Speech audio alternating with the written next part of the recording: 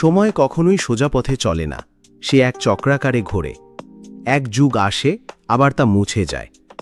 শতযুগে সত্যই ছিল একমাত্র ধ্রুবতারা, কিন্তু অন্ধকার ১০০ পা এগিয়ে এসে সৃষ্টি ছিনিয়ে নিতে চেয়েছিল।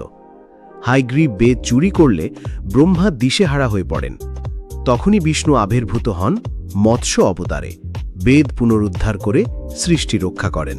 সমুদ্র মন্থনের সময় দেবতা ও অসুরেরা মিলে খুঁজতে থাকে অমৃত, কিন্তু মন্দার পর্বত যখন সাগরে ডুবে যেতে থাকে, বিষ্ণু কূর্ম অবতার নিয়ে পর্বতকে নিজের পিঠে বহন করেন।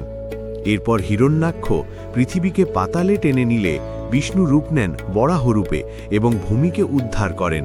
প্রহ্লাদ যখন অত্যাচারে জর্জরিত, তখন স্তম্ভ ফেটে উঠে এলেন বিষ্ণু নরসিংহ রূপে, ভয়ানক রুদ্র রূপে, ন্যায় প্রতিষ্ঠার আগুন হয়ে।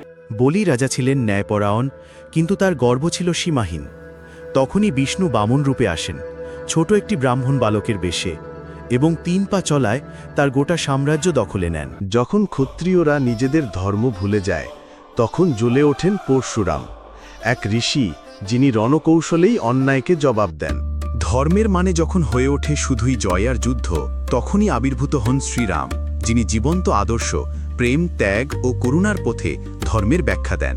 দাপর যুগে সব বিভক্ত, যুদ্ধের প্রস্তুতি। তখনই আসেন শ্রীকৃষ্ণ, কৌশলী, বুদ্ধিমান।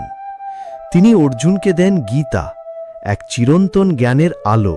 যখন চারদিকে শুধু কোলাহল, তখন বুদ্ধরূপে বিষ্ণু শেখান শান্তি বাহিরে নয়, ভিতরের দ্বন্দ্বে মুক্তিতেই সত্য আরাধনা। এখন কলিযুগ, যেখানে সত্য কঠিন, মোহের আধিপত্য।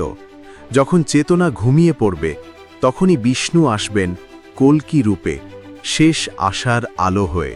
এই গল্প শুধু বিনোদনের নয়, এইসব স্মরণীয় সংকেত। যখন মানবতা পথ হারায়, তখন ঈশ্বর ফিরে আসেন। হয়তো আমরা আবার দাঁড়িয়ে আছি সেই দোরগোড়ায়, এক নতুন অবতারের প্রতীক্ষায়। যদি এই কাহিনীতে আপনি সত্যের স্পর্শ অনুভব করেন, তবে আমাদের সঙ্গে থাকুন এই ঐশ্বরিক যাত্রায়।